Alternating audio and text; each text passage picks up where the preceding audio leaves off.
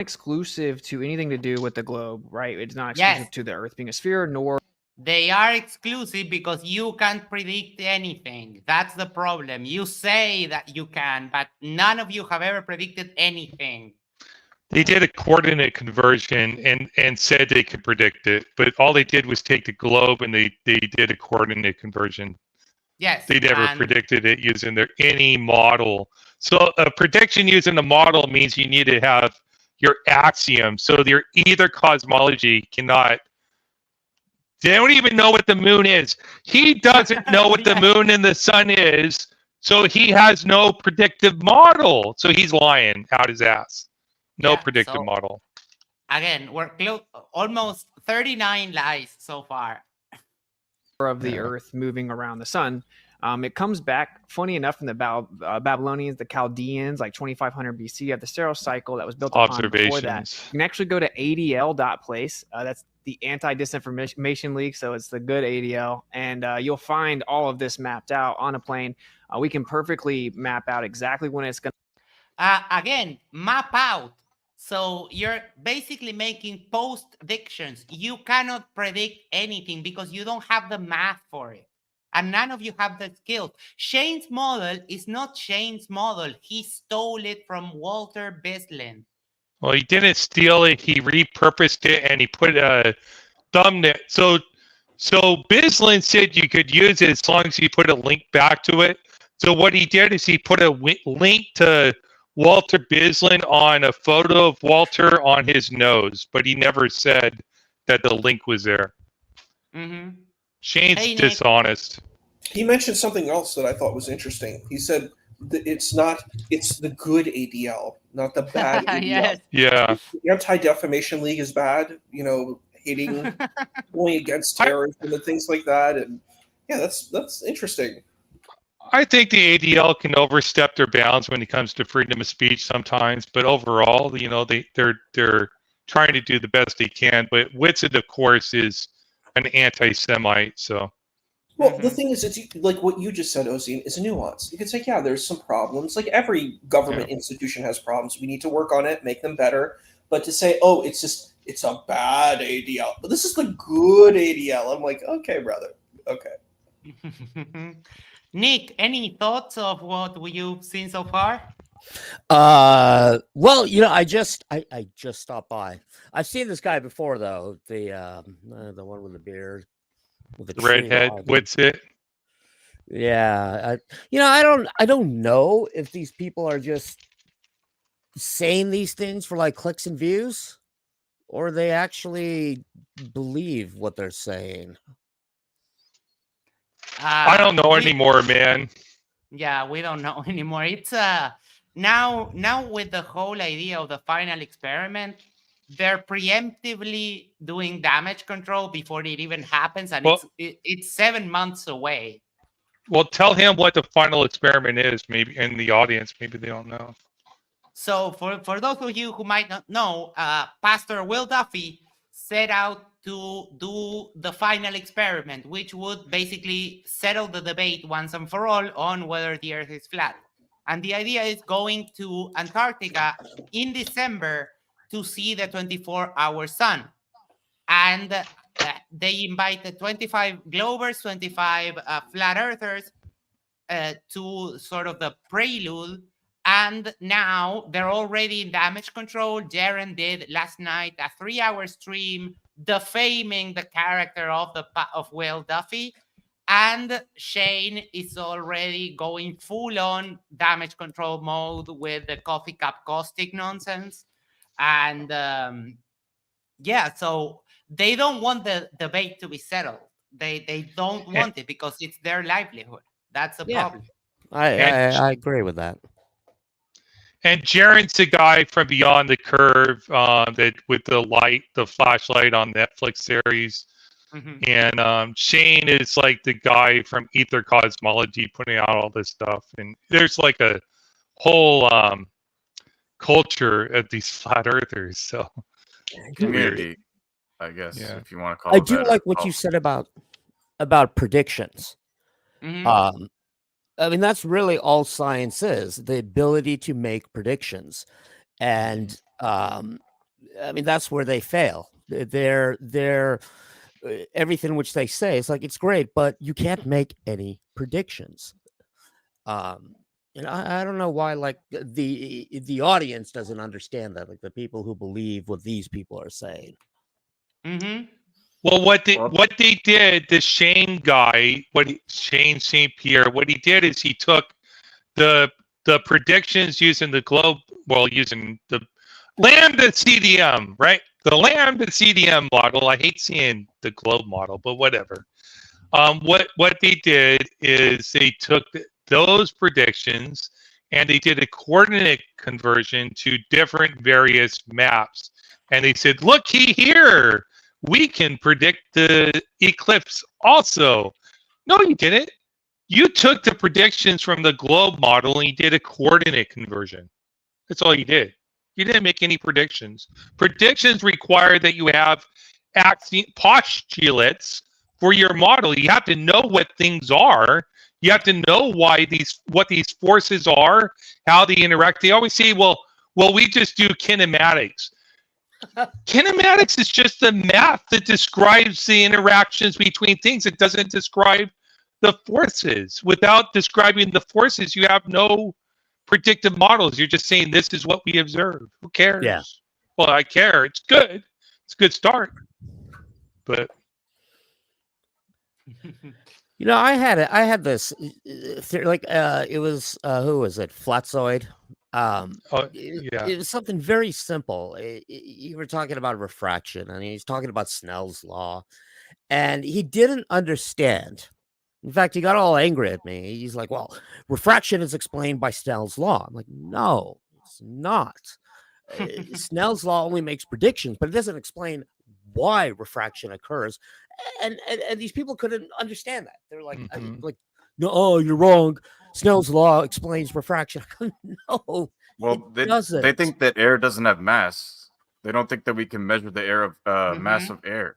Oh yeah, airflow. Of course. I mean, and of course, I don't think they actually understand what we don't have mass airflow sensors. You know, in cars, you know, we don't have exactly. a mass airflow sensor that measures the mass, not the volume of airflow. It's absurd. It doesn't make any sense to me. Sometimes I think it's, you know, when you say you know these things, like for example, you say, "Oh, you're a physicist," you know, it just sort of comes with a sort of, everybody's like, "Ooh," and they sort of want that, but they don't want to put in the work, and so then they just make up things, and they get on the internet and they're like, "Oh, this explains, you know, gravity doesn't exist, and look at how smart I am."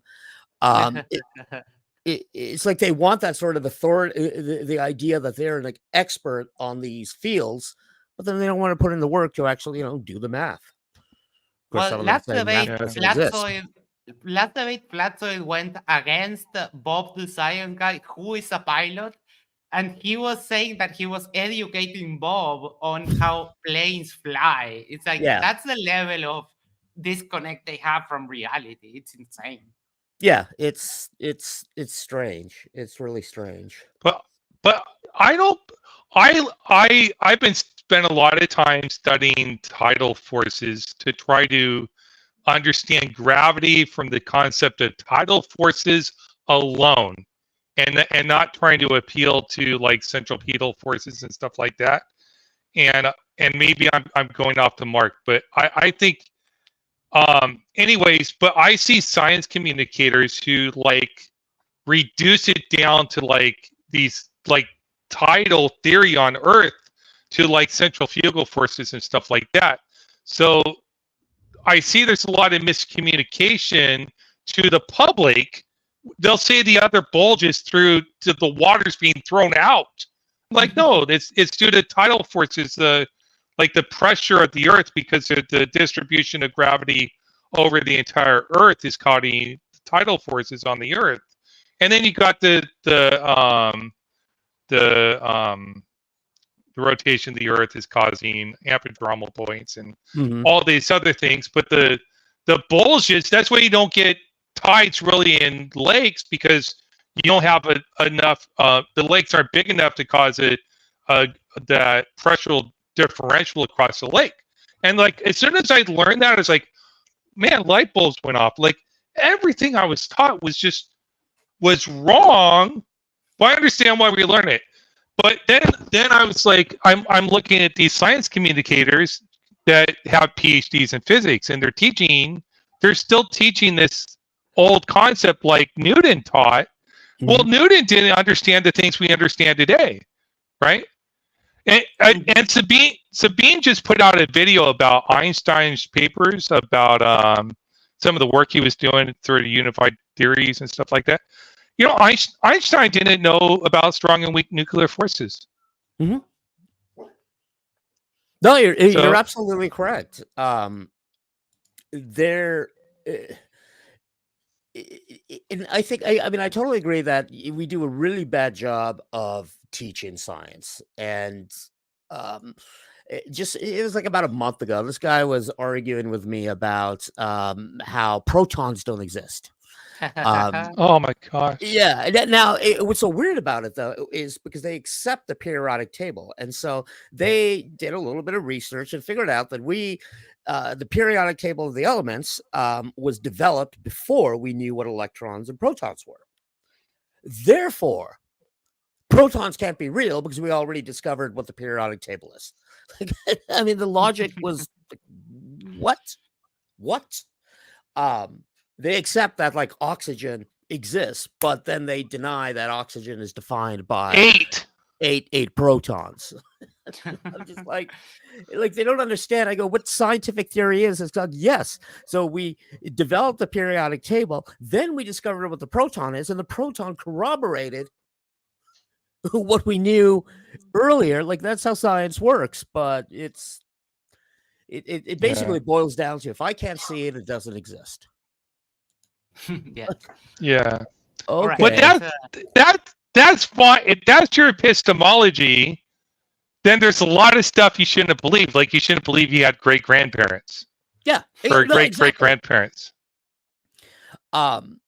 Like, there's this other flat earther. I forgot his name, Sovereign Soul or whatever. Sovereign Soul. Yeah. I debated him. Yeah. Oh yeah, he's useless to debate. I've just decided to start trolling him because I'm very good at getting him to lose his temper. But it's basically, if he doesn't understand how it works, then it doesn't work. And so I asked him about airplanes. I'm like, well, how does an airplane fly? You're talking before. It's like, he has no idea. I go, well, therefore, what, airplanes don't exist? I like how he goes. Fuel. I like how he goes, show me air. Yeah, show me air. Like, show me air. Okay, sure. Breathe in. I have a question. I was interested. You remember we have those like turning the table debates. I was wondering if I could debate as a flat earther in one of them. I think that would be really fun. No, that's a great idea. You need to find the flag you do the sphere. You know, I could probably do a good debate for promoting the flat Earth as a physicist. Because they put a little bit of real information in there, and then they think they know what they're talking about. Like gravity is not a force. Okay. What flat earthers? What did which flat earther is going to step up and say their globe or do the globe one? I don't know. Well, there is they can do it. They say they can do it very well. There is a physicist, Dr. Robert Bennett. Are you familiar with him, Nick? Okay, so he is a PhD in physics. Dr. Robert Bennett. He wrote a paper. He doesn't get peer reviewed. He doesn't get published in actual journals, but except for his when he got his PhD, he got published his first paper. But anyways, I can't remember the topic. They always brag about it, the flat earthers do, because he's helping them to develop their ether cosmology. So he believes in an absolute lab frame. He believes he's refuted general relativity because he claims that contradictions can't exist, and a photon must have an absolute lab frame. And if you try to say a photon has an absolute lab frame, it creates a contradiction. So theory of relativity is refuted. I'm like, why would if light is a postulate, if you just treat light as a postulate, which is what Einstein was trying to do, then an entailment of that postulate would be that you wouldn't treat it as if it was a lab frame. And so I had other guys that was like, no, you would just the math would be off. But like, no, it just would be a postulate of the theory. So that's what Einstein said was a postulate. One of the postulates of relativity was speed of light's constant in all frames of reference. Photon is what expresses light. So photons would not be a lab frame. So you just would eliminate it from a lab frame. So then his contradiction fails because now he's just straw manning relativity. So his contradiction fails. So your entire alpha model, Professor Bennett, or Dr. Bennett, because he was a professor too for a little while. Look him up. Yeah. What was his first name again? Robert Bennett. I can't remember the school he graduated from. And it wasn't like a no-name school. It was like, it's not like the top school, but he like in some areas it was like, I guess, like the best bang for your buck. It was like top 15 or something from U.S. News and World Reports. Was this like University of Glasgow? It's in the U.S. It's in the U.S. He's got a very common name. That's why. Yeah, he's like 80 years old. Look up Dr. Robert Bennett Alpha, ALFA. In every field you're gonna get somebody who. I mean, I had a colleague right when I graduated, like sort of denied Earth's magnetic field and has this weird theory. And there were PhD published, everything. Yeah, but well, now he's becoming a flat earther, I think. So slowly, or like those what is it? The Discovery Institute. Like they got a couple of physicists there, like promoting creation science. It's like, well, I don't know. I mean, if I've always wondered, I go, if you pay me enough money to say ridiculous things, would I do it? Of course. There's no ink. I always I wrote a paper recently, article about the strong anthropic principle and weak anthropic principle, the fine-tuning anthropic argument. And to say there's no contradiction between being a theist and believing that evolution and Big Bang cosmology and all that stuff. So, I heard it. Or being an atheist. So I'm an atheist, but I don't think there's a contradiction with either worldview. So, I stopped saying when people go, "Oh, what's your religious belief?" Like saying atheist or anything like this. When people say, because I always go, "Well, do you believe in Santa Claus?" Like, no. Well, does that make you an Santa Clausist? Yeah. It's like, the absence of belief really isn't a category. It's yeah. Now I just tell people, I'm a scientist. When you ask me, they will accuse you of being scientistic. Oh, science is your religion. That's right. Then. Scientistic. Yeah, that's what they do. Yeah. Well, they misunderstand that too, because scientism is a philosophy that you believe that knowledge is only obtainable through science, but most rational people know that's not the case. But there are philosophers, but usually it's just philosophers. There's a couple of them that think that we should be scientistic, but I don't know. Which is kind of wrong. So we have in the side chat people that are saying that light doesn't bend, that refraction is religion. And I'm sorry, but this that I have right here, this is absolute proof that light does bend. When I don't wear these, I don't see anything. Exactly. My vision is absolute crap. But then I put this and they bend the light towards the proper point in my eye and I can see very clearly. So your claim has been debunked. Nice for trying. Hermano, if you can drink a bunch of glasses alcohol. Are religion. Do you know that? These are religion. Drink some alcohol. If you want to be really technical about this, yes, refraction doesn't bend light. It slows down the velocity of light. Oh my God! Wait! Hold up! Vision isn't light. Okay. No, that's sure. Okay. But let Nick finish. So I think it's not bending like you said. It's following a straight path. Yeah, it follows a straight path, and then changes direction. And but of course, we know that gravity can bend lights. Of course, if they're stuck at refraction doesn't exist, then we're not ready to talk about actual bending of light with gravity. Well, there is no gravity. It's electrostatics. Remember, everything's that's right. Electrostatics. Electrostatics equivalents. Yeah, the azimudal grid of nonsense.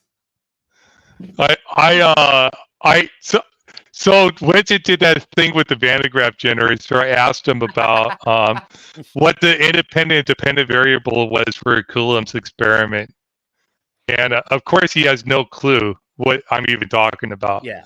Like, well, what's Coulomb's like?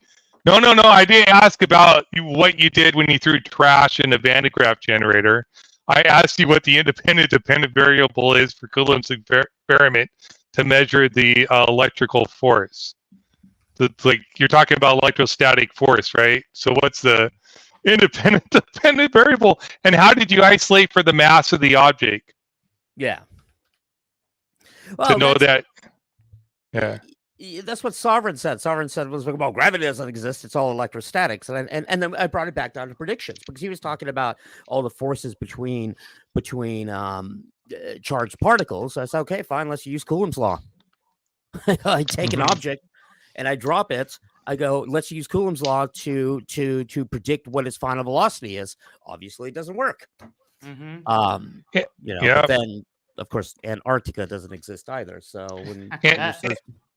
and oceans are conductive, and so how does the water stay down? Oceans are conductive, and they're diamagnetic. So if you want to appeal to electromagnetism, and the sun and the moon are electromagnetic, holding the oceans around, and the sun and moon are small, the oceans would be pushing the sun and the moon around.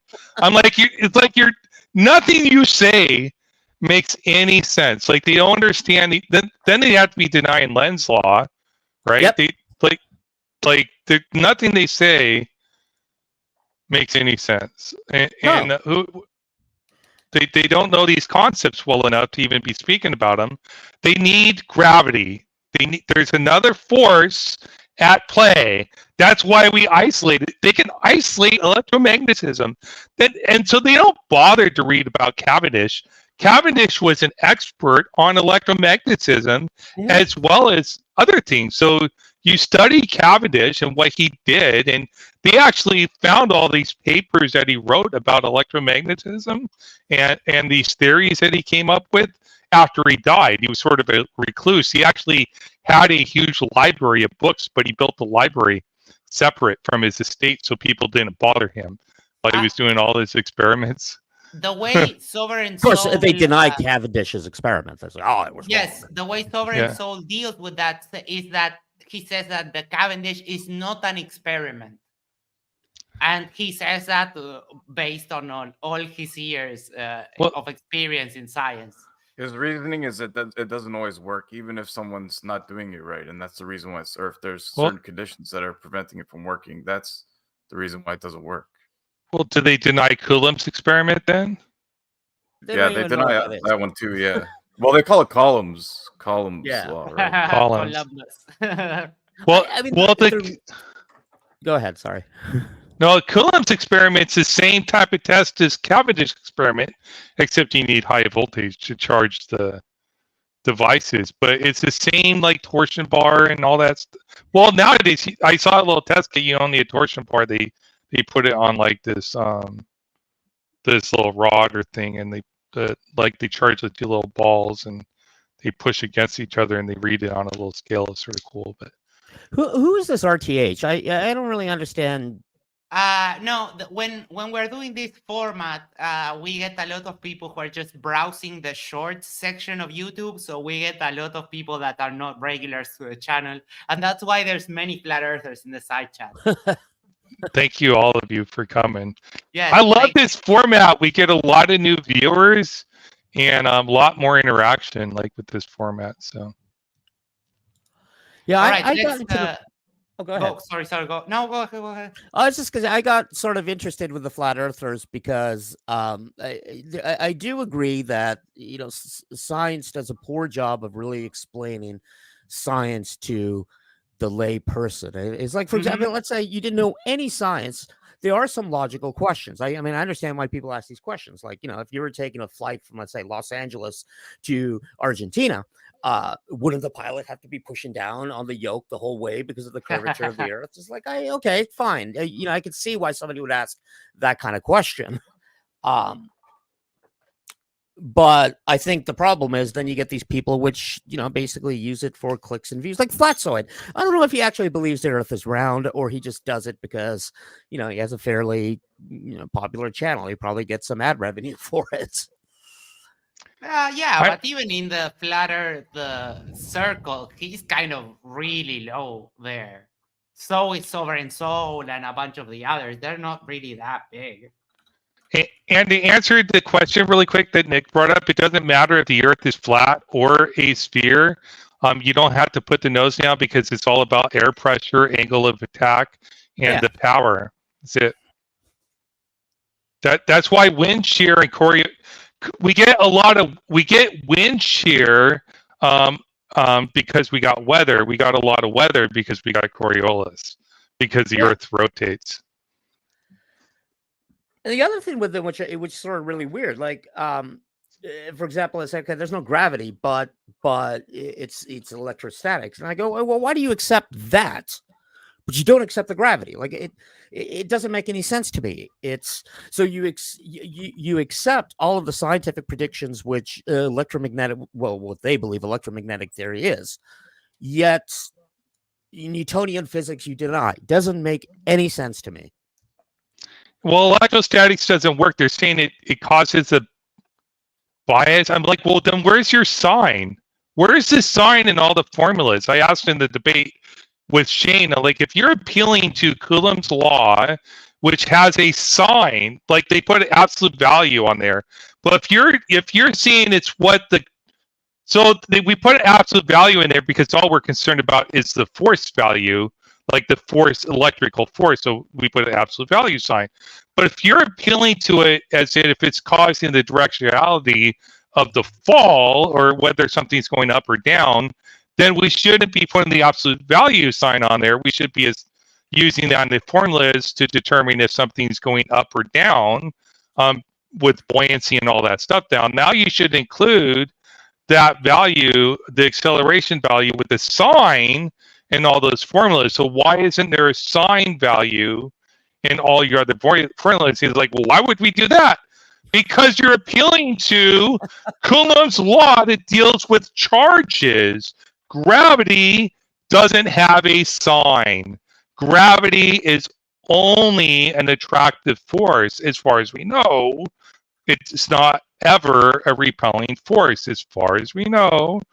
It's only an attractive force, whereas in charges, magnetism. So if anybody doesn't know, electrostatics works, just conceptualize it just like two bar magnets. Like charges repel each other, push away from each other. Unlike charges attract from each other. Electrostatics do the same things. And if they touch each other or they arc across, it's electromagnetism. It starts conducting. But anyways, all right, let's go back to the video. We went on a really long tangent, so let's try to finish it up. To happen on a plane Earth, and the sun and the moon, they have their specific cycles. They even change like relative positions throughout time, and it's just a cycle that repeats. And in both situations, your prediction gets more and more accurate the closer it gets to the time of the eclipse. So actually, if you paid attention, they changed the path or the locations of the path of the eclipse like 3 or 4 times in the weeks leading. Does anyone have any verification of this? Because as far as I know, the path, they know it like way beforehand. I don't know what he's talking about here, so I'm going to link him. We're up to 40. I knew the path like months in advance, exactly where to be. So 40 leading up to the eclipse. even in like the mainstream perfect model and all this stuff, right? Because it isn't about the model, it's about the sun and moon. They have a cycle that there's an eclipse cycle that we can narrow down over the course of thousands of years. And so, yeah, all of that can, like, exactly when the eclipse will be, all of that is exactly the same, regardless of if you think the Earth's a globe or flat, or whether if you think it's moving or it's not moving. Uses specific observational pieces of data that aren't exclusive to either one of them. So it's a misnomer. Everyone can go to the ADL.place and you can see it all mapped out and predicted. So is that well? That's quite a claim. Let me just do a real quick follow up. That's quite a claim, and I'd love to be able to look that up like I did definitions, because if they really did change, because I think a globe argument is their predictive ability. Like, it does appear that they have this model that can make accurate predictions over time. And I had no idea. I can't verify this right now. If anyone can, did they actually change the eclipse stuff over the weeks? I can't validate or not validate. Anyway, go ahead, Pastor. I'm sorry. Well, they definitely update things within minutes. They say like, oh, we can predict things within 5 minutes or so. And then as we get closer and closer, they can narrow it down all the way to seconds. So there is a little bit of a shift, but they knew the specific date and around the approximate time way long ago. In fact, there are. Go ahead. NASA has not changed its predictions, but the space agency advises that there is some uncertainty involved in mapping the eclipse paths. The calculations that use a slightly larger radius for the size of the sun yield an eclipse path that is slightly narrower. So it just had to do with some calculations based upon, I guess, some presuppositions for the size of the sun. So so that as time passes, it just gets more precise. No, I think it could be because so it depends on the time of the year it is, like compared to where the Earth is in relationship to the sun. The sun is going to, when we're closer to the sun, during our orbit around the sun's going to be closer or further away. So the size of the sun in the sky is going to be smaller or larger. So the shadow is going to cast on the Earth is going to be smaller or larger depending on where it is. So there might have been some misunderstanding of how large the shadow was going to be cast upon the Earth because somebody messed up in some calculation. I don't know what happened precisely there, but they never had any misunderstanding of what the path would be or when it would be or where it would cross. So it looks like they had some misunderstanding about how wide the shadow would be because somebody used the wrong measurement for the size of the sun. Probably had something to do with the size of time of the year. Maybe somebody, when they did the calculation, they used the time of the year for the day they did the calculation rather than the time of the year for when the sun would be over the sky, because the size of the sun and the sky would be different the day they did the calculation versus the day when the eclipse would happen. Mm-hmm. It would be then there I'm just spitballing, but that would be something, would be a common mistake if somebody's not peer checking your work that I could see very easily that I could make myself if somebody's not peer checking your work. So all right, so it's not that. Yeah, again, so the lie still holds. Charts that can show you specific solar eclipses are going to happen decades from now, not just like the next 10 minutes or 2 weeks. They can tell you exactly. But from Austin's viewpoint, I mean, is NASA using y'all's flat Earth model to make these predictions? And for sure, or are they right? And they're using, I mean, are they just faking it? They're just making up this heliocentric model for these predictions? Like, I'm just kind of curious how they're coming to these conclusions, because you say all these things are faked by them and they're lying about all this stuff, but they are making accurate predictions about these eclipses. And it wasn't even NASA. It's not like NASA's the first one to predict these eclipses. These eclipses were predicted in the 1600s, 1700s, 1800s. I mean, we've already known these cycles and these patterns, and they're not subscribing to a flat Earth model specifically. So I want to know, are the people that are making these predictions, are they using your flat Earth model, a geocentric model, or are they using the heliocentric model? Yeah, they literally use the geocentric model. So they use what's called an Earth-centered Earth. They don't. The Earth-centered Earth fix is for something else. They don't use it to predict eclipses. ding, ding, ding, you're lying. Fixed coordinate system because the observations happen from the Earth. And no, they weren't just done in 1600s. Like I said, they were done in 2500 BC by the Chaldeans. It's called the Saros cycle. And they were a flat Earth geocentric civilization. It isn't exclusive to either one. They've reverse engineered the globe from what we see in the sky. But like I said, the funny thing is that he invokes geocentrism, but even on geocentrism, the Earth is a globe. So I don't know how he settles that in his mind. That is very strange. Yeah, because it still requires gravity or some kind, or the Newtonian or basic gravity, I guess. Yeah, and both of these are geocentric. They're not flat Earth. It's just. Yeah, the flat Earth is neither geocentric. The flat Earth is something else. It's just the flat disk, the dome, and the things in the sky are projections or whatever. Yeah, so like engineers, they simplify concepts to plot stuff out, right? It's just like it makes it easier. And then as they develop their model, they make sure it will work overall. But these people don't understand. It's like it is hard to conceptualize just imagine you're trying to get something to the moon, right? You're not going to say, I'm just going to write it down. I want to figure out how to get to the moon. You got to conceptualize it in pieces, right? To build the whole thing. So you're going to simplify the models, and you're going to add new parts to the model to see if it all fits together. Mm-hmm. And that's what these ECI and ECF models does. They don't deny gravity.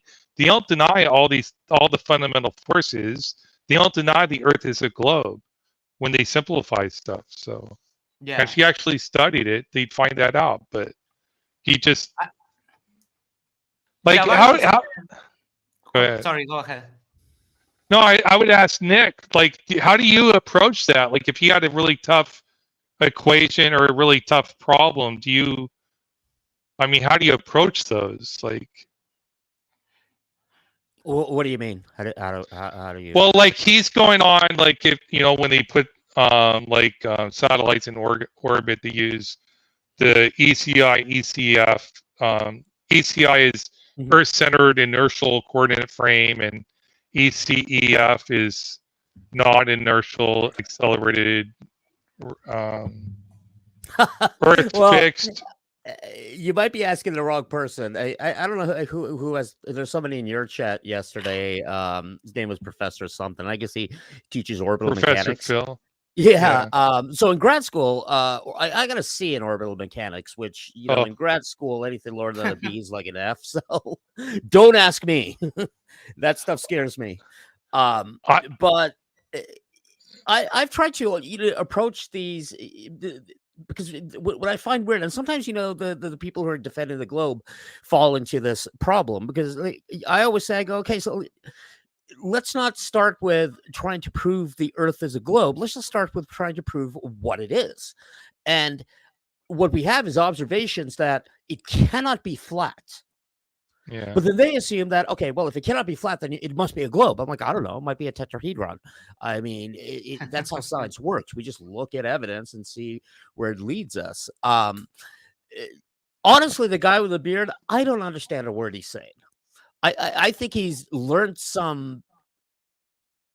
It really sounds like gibberish to me. It really does. I mean, it comes off sounding intelligent, but I'm just like, what the hell are you talking about? I think he prepared himself to speak to Whitsitt directly. I don't know how far his scientific understanding is, because at the beginning he said that evolution and the Big Bang are pseudoscience, nonsense, because he's a pastor.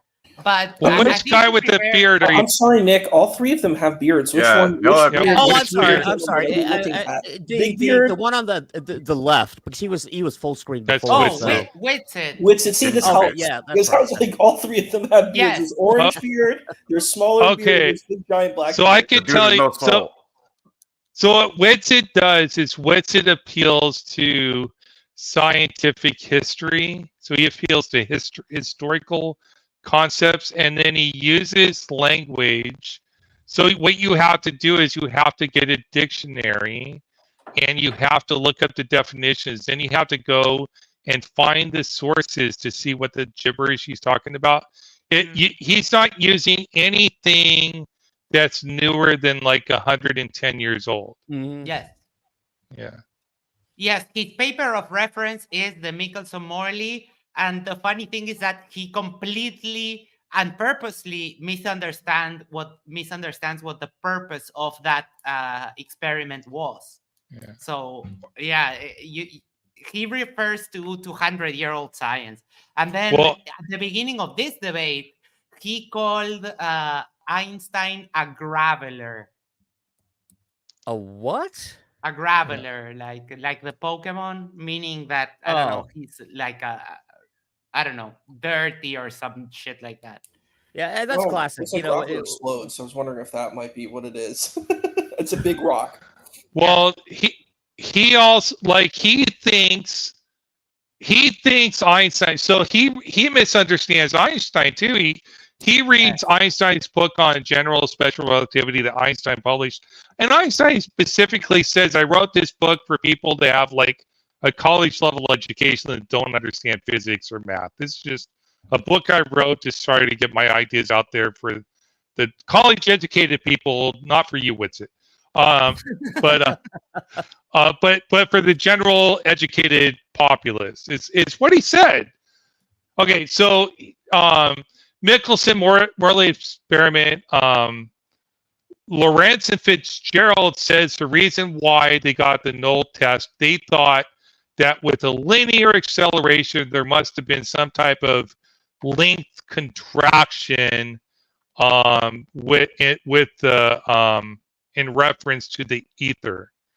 So, and then Einstein said that, well, there is some type of contraction, but Einstein said it's between two reference frames, between two coordinate systems, there's a contraction. So from the coordinate system of the sun and the earth, there's a length contraction, but not within the coordinate system of the earth. But Witsit reads that as if the earth was contracting within the earth, right? Yeah. So, so he totally misunderstands that.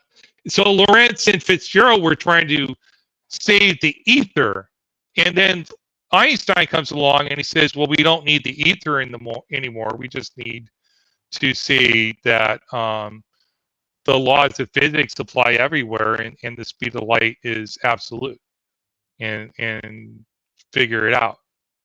And that's about Nick, my breadth of knowledge. Nick, you're not familiar with who Witsit is, right? I've actually only seen him. I came across him watching your videos or the videos of his channel. Okay. I mean, he comes off as one of the. I mean, he's good at his craft. Yes, he's a good rhetorician, but that's about it. And of course, probably makes money off of that. So, some, because the problem is that they can't avoid their condition, so they keep getting demonetized everywhere because of the crazy bullshit that they spew. They keep getting demonetized. Not flat Earth. Not just about flat Earth. About everything. That's not the one that gets them demonetized, because you can have a channel monetized in flat Earth. Jeranism is verified, and he's flat Earth, big time flat earther. Yes.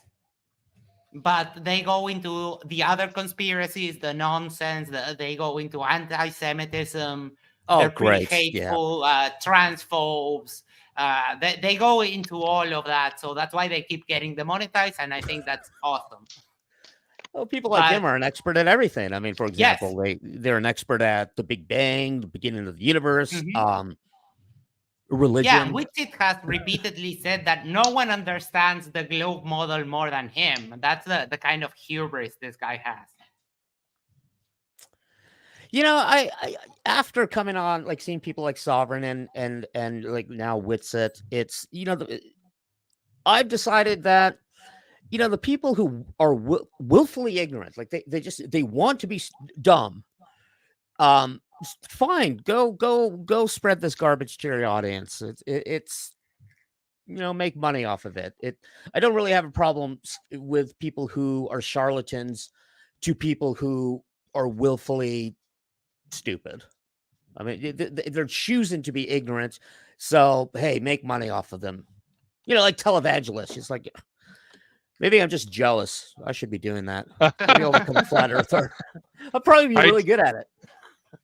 I did my first sermon, posted on X. Somebody said something about Psalms 19:1, or it's a stupid Werner von Braun thing on his tombstone. So it's like they always take these quotes out of context. Even I'm not Christian, but it's like these quotes don't have to mean what you say they mean.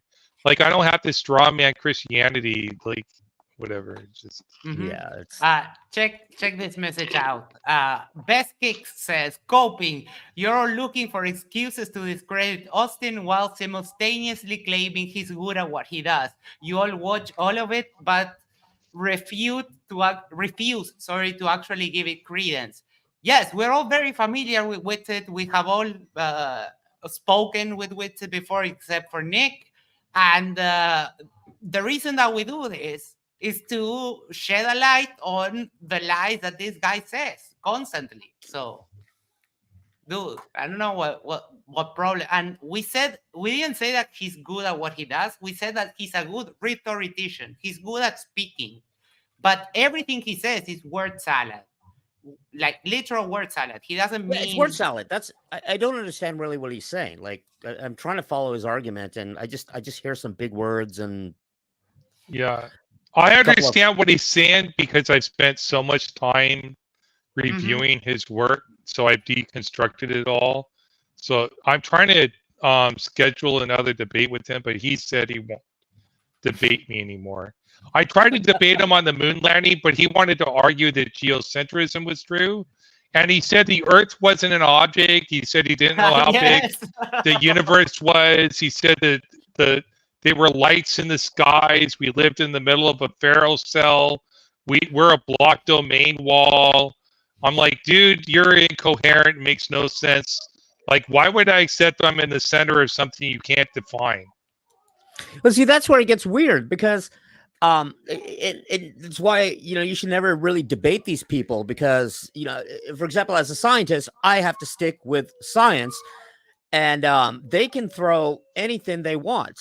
For example, Sovereign wanted to discuss gravity, and I go, well, do you understand general relativity? Yeah.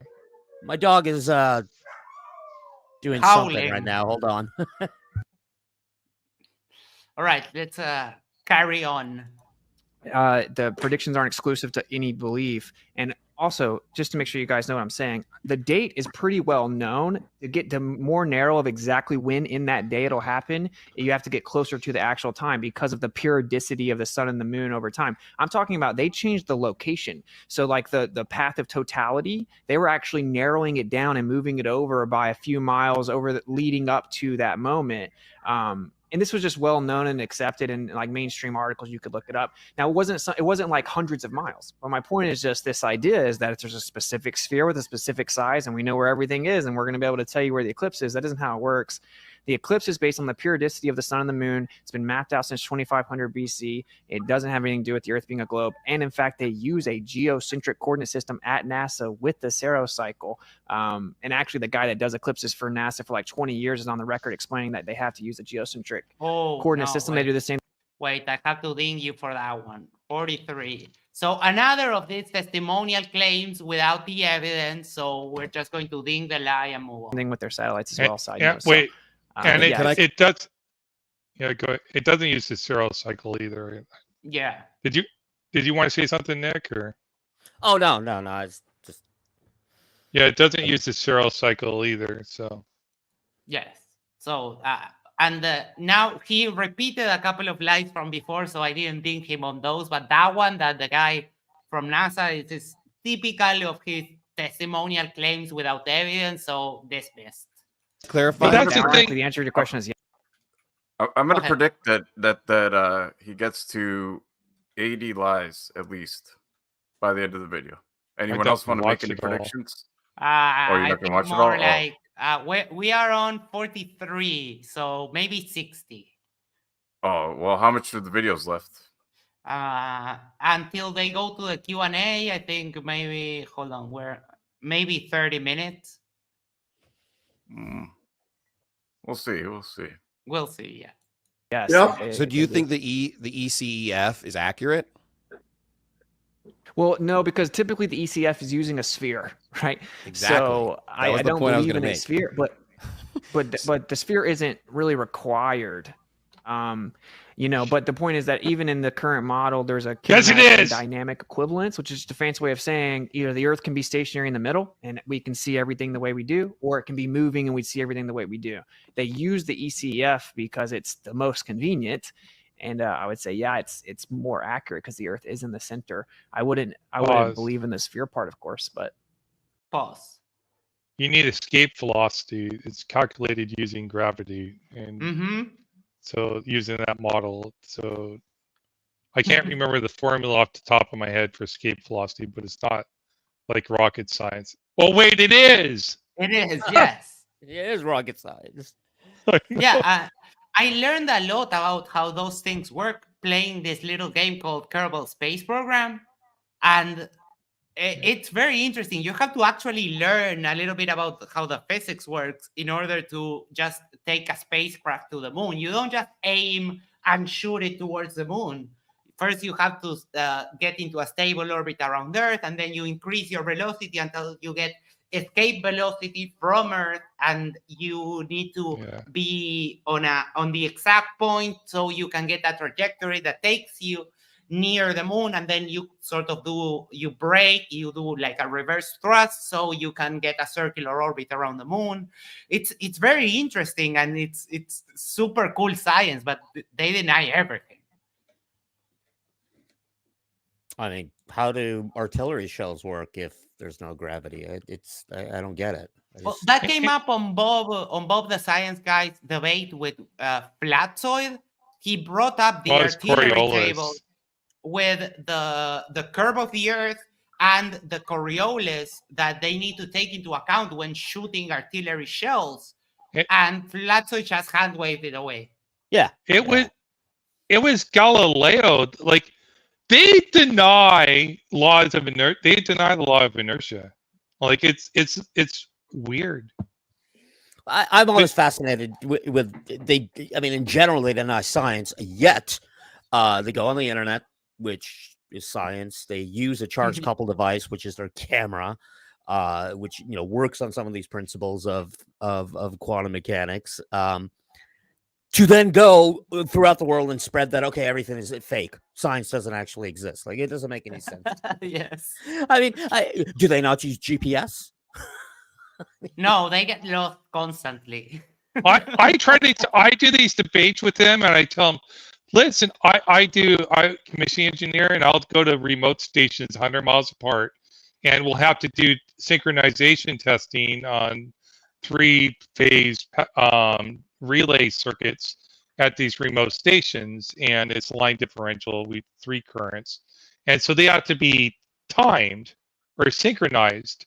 So we need we have to use GPS, and when I mean time, I mean like a clock time, right? I don't mean like the time, but they don't even understand that. It doesn't matter. And they're like, well, we use cell towers. Like, there's no cell towers. What are you talking about? I'm up in the mountains, dude. There's no towers anywhere. Like, they don't use GPS. They use FPS, like flat positioning system. Yeah. And I'm like, dude, I need 4 satellites to get time too. And like, like my antennas, like if I'm too close to if I'm next to the building, there's like a little overhang on it, I don't get any satellites. I have to have it away from the overhang, like the overhang like this. I have to move it away from the building so I don't get too much shadow, so it gets the satellites. And it's balloons. I'm like, I don't see any balloons.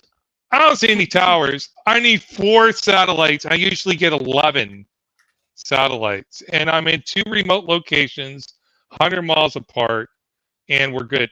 And I remember when we added GPSs to the Hornets.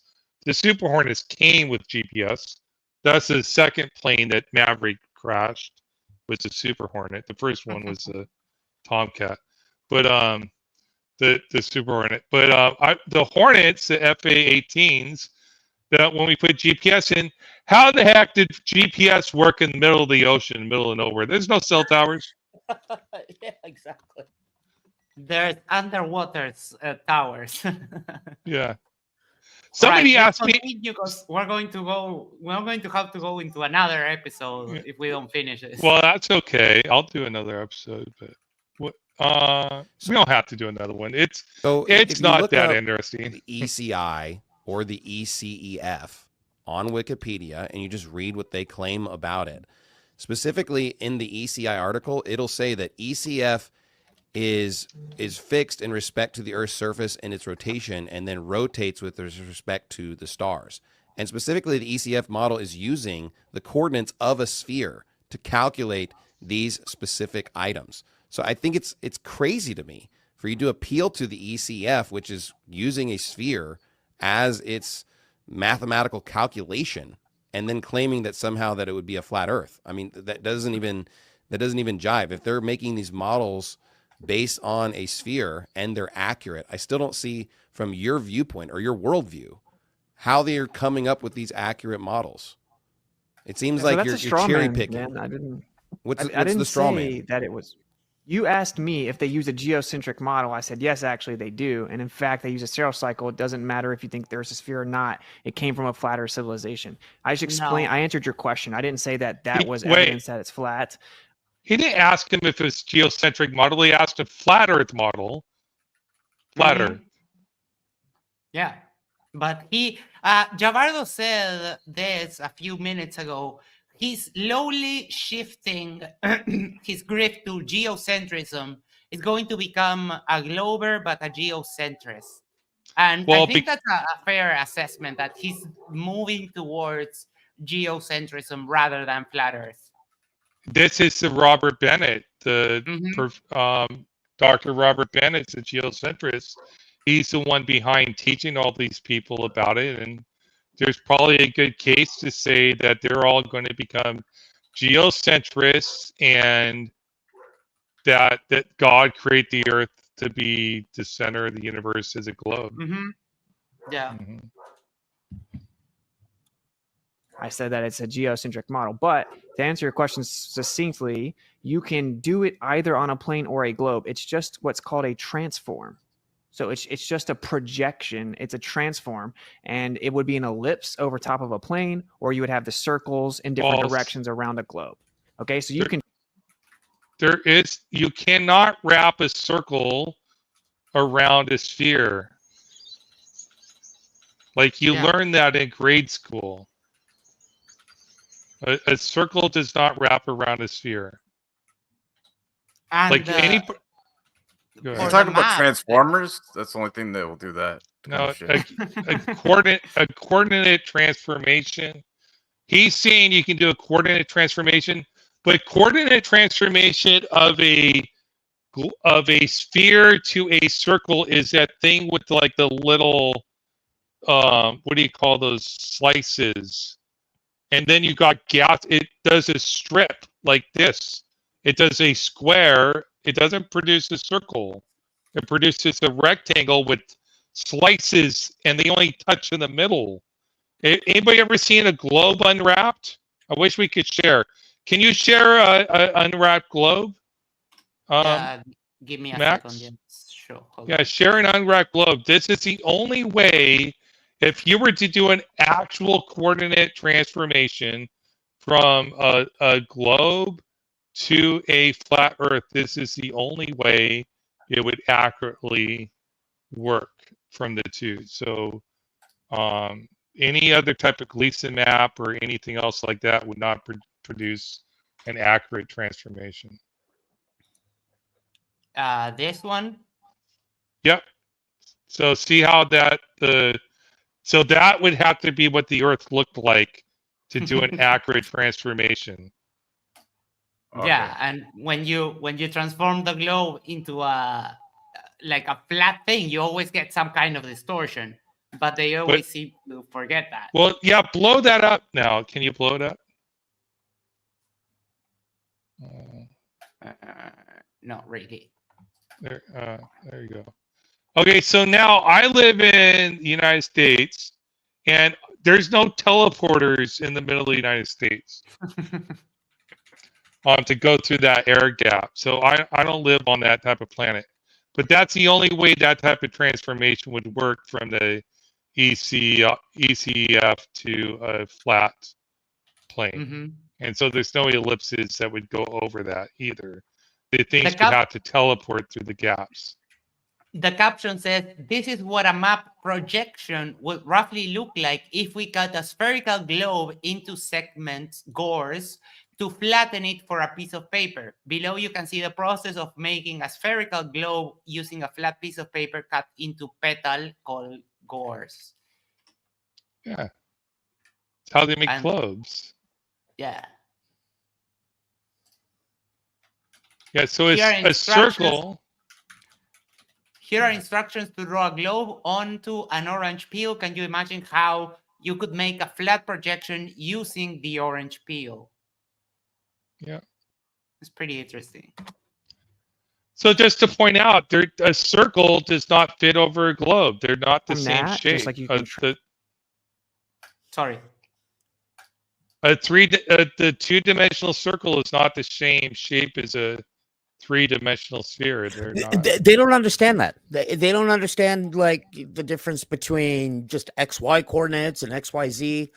Like for example, I've heard some of them say, "Well, I disproved the globe because a triangle can't have angles which are more than 180 degrees." Like, well, yeah, on two-dimensional coordinates it can. I mean, spherical in 2D, geometry, lines of longitude are parallel. On a globe, they're not. Yeah, they deny spherical geometry. Yeah, I think that's the lie. And that's why reciprocal zenith angles is one of my favorite proofs or evidence for the globe, because you cannot get that if the Earth was flat. But you don't need spherical geometry. He tried to say you needed spherical geometry to do Eratosthenes' test to show that the Earth was to measure the radius. No, you don't. You could, like, he doesn't understand math. Admittedly, he says he doesn't know math. So yes. All right, let's move on. Transform satellite trajectories, and then you just have all of basically the flower of life over top of a plane. So what a coincidence, a geocentric plane would have all the planets moving in perfect, flower. He's fully going on with the flower of life spirograph nonsense. And none of so Tycho Brahe he wanted a perfect model. He could not get it to work. He could not predict. He tried to make predictions. He was a great observationalist. He was great at recording the locations of all the planets, where they were astronomically in space. He was trying, but he was unhappy with the Copernicus and the Ptolemaic models, because when people went to go look to find where the planets were, they were both off by like 5 degrees. Copernicus model was still off by like 5 degrees, so it was not a good model.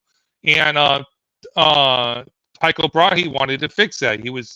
So he came up with the Tycho Brahe model with this flower thing he's talking about, but they don't predict the location of any of the planets, no matter how much these people want to say they do, because we got these retrograde motion orbits. The orbits are not perfect circles around the sun, so they wouldn't make. So even if you said the Earth was the center, that they would not make these flower-shaped orbits they're trying to describe, because they're not perfect ellipses around the sun either.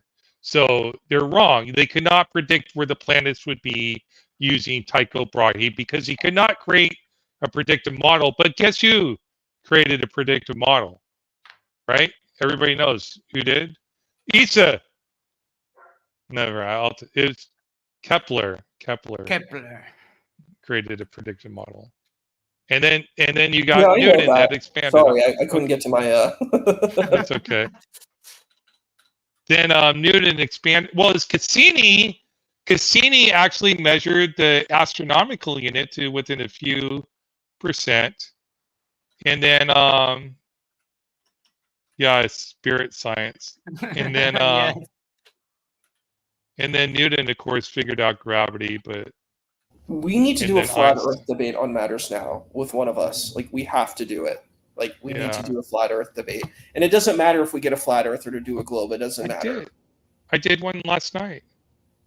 No, but he means one of the other ones. One of the turn the tables. Turn Like, the we tables. play the flat Earther. We're playing the flat Earther. I would do a good I flat have a Earther. character that I would play to play the flat Earther. Like, I have a costume, I have a name, I've got everything. Like, I would be perfect. I have a perfect. The secret. So I would play a flat Earther. The secret to being a flat Earther is to not make empirical claims. You can't strawman the globe, then, yeah. Yeah, don't strawman the globe. That would require empirical evidence. No, but I mean, like, playing that character of the flat Earther. It's like so fun. There's so much stuff that you could do, like the whole costume. The whole attitude. There's so much amazing stuff, you know? My argument for the flat Earth would include the globe model. Well, yeah, well, the thing is, you'd steel man it. You have to steel man the globe. And that's what they're trying to do, because they take all the scientific stuff, they take all those scientific language, they put it in, and they say, look, I am doing my due diligence. I know all your rhetoric. I know all your narratives, and you know what? I'm going to debunk them. I'm going to learn all the kinds of language and words that makes me sound really smart and makes me sound like I know what I'm talking about. I'm going to cite all these sources and say, guess what? I know this, and I know it better than you. You don't know this stuff even that good. I know your model better than you do. And you have to be confident and strong, and you win. Mm-hmm. And you got to list all the fallacies too, or else. Yes, you have to constantly call out fallacies. Let me reply to Sammy McBride, because I've been wondering the same thing for a while. And on this debate, we got a little bit of the answer. Sammy McBride asked, why is it that Flirt say that the R value has been falsified? And on the beginning of this debate, Whitsitt said that it was because we have sent radio transmissions more than what he thinks they are possible. That's why he claims that they falsified the R value, but Oz fact-checked him on that, and he was wrong. Yeah, he doesn't understand falsification either, so he has to isolate for the variables and then falsify it. But he's not isolating for all the variables. So we have explanations for why radio signals can travel certain distances. And I've explained these concepts to him. He denies them. So he hasn't falsified anything. So he's straw manning the globe. He's just straw manning it. All right. Let's keep on. Same for the sun and the moon. So, like I said, this is not exclusive evidence either way. Yeah, again, I don't. Okay. Shut up, Owen. Oh, go ahead. I don't feel like that answered the question, because my question wasn't necessarily centered around that particular nuance. It was more on the idea, are they using a geocentric model?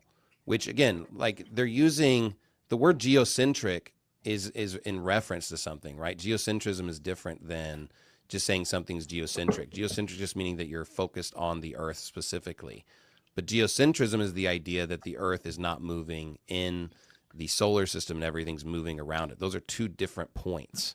So when it comes to your viewpoint, just because they use the word geocentric doesn't mean that they don't believe the Earth is moving. In fact, the model is based on the Earth moving specifically.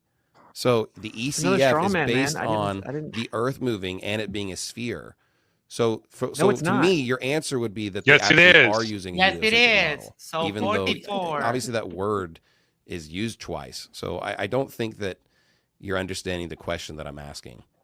All right, you're saying I'm not understanding it, but you just made the claim that the Earth-centered, Earth fixed coordinate system is about the Earth moving. It specifically is not. It's based on the rotation and the orbit of the Earth. Yes. No, it's based on a sidereal rotation. You believe is in the Earth is you entered Earth fixed coordinate system and moving around it. It's then transformed to a Earth-centered inertial frame, which tries to begin to make corrections for the spin. And it's so bad to have the seasons taking place every 24 hours. Okay, so the fixed coordinate system is just that, and your model still, man, is because according to relativity, everything occurs on the Earth as if the Earth's in a state of rest. From the Earth, it's always going to look like we're stationary. So to map everything out, you can just treat it like it's stationary. It's funny because they always refer to that incomplete quote of Einstein from 100 years ago that he said that he didn't think that there would be any optical experiment that could confirm the Earth moving around the sun. But now, with the advent of technology and, for example, solar filters, you can look at the sunspots in the sun and see them as they move because the Earth is moving around the sun. And then it comes to a point where you don't see them anymore because we're on the other side of the sun. So it's always going back to old science, and they refer to Einstein, but at the same time say Einstein is a graveler. And that's always very interesting. I agree. Motion is relative. Sorry, you're breaking up. Austin, your audio is getting a little clicky. We'll come back for your point. I understand your point was you're making a very good point. We'll give your audio just a little rest. Maybe it'll buffer. Someone in my chat wants the good pastor to explain compass made a circle upon the face of the Earth and how that can exist on a ball. I just want to make sure I understand. Are we bringing up the Isaiah 40:22 verse again? Is that what you're saying? I don't know. Someone just asked me to ask you that. Well, I do want to clarify. So the Earth. Let me make sure I'm getting this in the view. The Earth-centered, Earth-fixed model is specifically saying when there's a star that's out here in the distant light, even though the Earth is spinning, that starlight traveling towards the Earth doesn't change. And so they calculate where on the sphere that specific point would be hitting our sphere, even though the Earth is continually spinning. But that model is specifically based on the rotation of the Earth. So it's silly to me to then make some kind of a geocentric argument or geocentrism argument. When it comes to the circle of the Earth, I believe that means sphere. But even if you took it as a literal circle, the outward crust of the Earth would be a circle. And of course, God doesn't sit in a two-dimensional world. He sits in a three-dimensional world. And I have a few pictures if we want to show them on the screen real quick. But this kind of also came up on my flood debate the other day. If God is outside of space, outside of reality, how could he be on a 3D world? You need space to have 3D. I don't get that part of the claim. It's a very weird thought. And Bob, mean? Well, on my debate, the evidence of God said that God moves, and I said, hey, but if God is outside of space, time, and everything else, then how could he move? You need space to move. You need to be in physical space to move. Well, people are heretical when it comes to their own beliefs because they don't study. They don't study the scholarship. They just reinterpret it on their own. Yeah. Okay, that makes sense. Yeah. There's a lot of Bibles that literally have Jesus Christ sitting on the sphere of the Earth from the 13th, 14th, 15th, 16th, 17th century. We could show, I think they're around the images 55 and plus, but if you want to show any of those images, you can show all kinds of measurements where he's measuring the sphere with a compass specifically. I think there's one that actually even shows him sitting. Yeah, go to image 80 or 62. Image 62 Yeah, here's him Oh, literally look at sitting that. on a sphere. And again, some of these are, obviously kind of symbolic or metaphoric in a sense, but at the same time, they are believing that the earth was a sphere. In Genesis chapter number 1, it shows the compass, which is a reference to Proverbs chapter number 8 specifically. And so, to say that Christians have like historically believed in the flat earth would be gaslighting, because there's plenty of evidence to suggest that Christians for the last several hundred. Even though I don't agree, this is a very good point. I was surprised when this came up the first time I saw this debate, because you have to be like way deep into the theology and stuff. But this is very interesting. The fact that you can get images of Jesus and sitting on a sphere.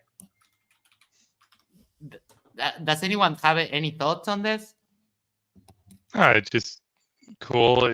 Muslims would Yeah. not tolerate that. That's heretical in Islam. You're not supposed to make any images of Jesus. Yes. I love how they will sometimes post images, but they have, even if it's a painting, they have sort of like a white space around the face of Muhammad. That's very interesting. It's CGI, so that's clearly fake. No, this is a painting. I know. I'm just saying that they may even claim that's CGI or something.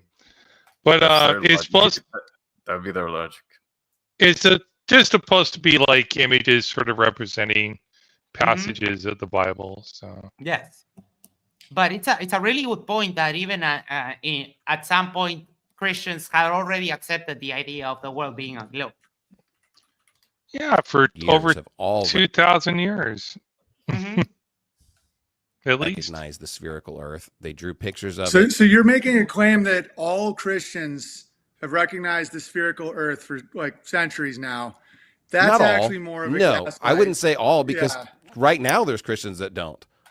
I'm just saying that. Right, and exactly. I'm just saying that Christianity in large, there's lots of evidences and proofs of Christians believing in a spherical earth throughout history. So why did they arrest Galileo for the? Is Witzit's mic still using? Is it working? Are you back? I'll pass it over to you as soon as you're back. I can't hear you. Yeah. No audio. Oh, no worries. Because the reference that appeal to consensus is what you're doing. I didn't do it. I'm trying to be a nice person.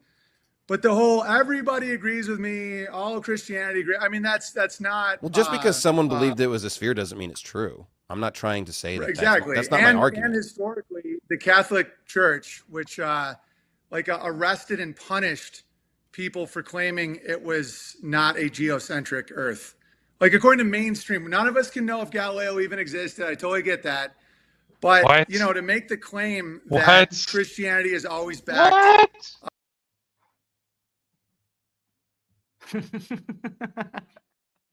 Engage faith bond protection.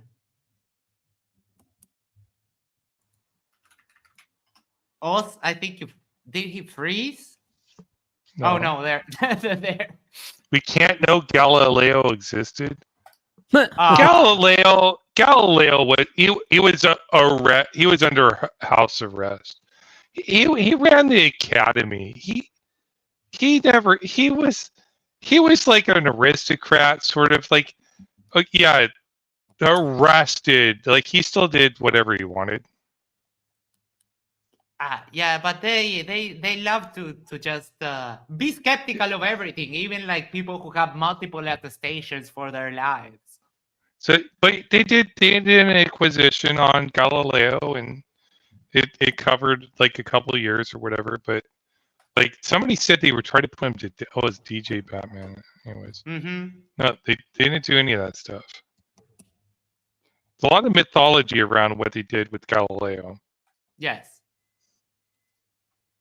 The globe heliocentric isn't really an argument. I mean, I get it. I think flat earthers can be annoying, and you don't know God unless you're a flat earther, and everyone's always been a flat earther. I get it, bro. I'm totally with you on that. But that argument, there is it's not really provable.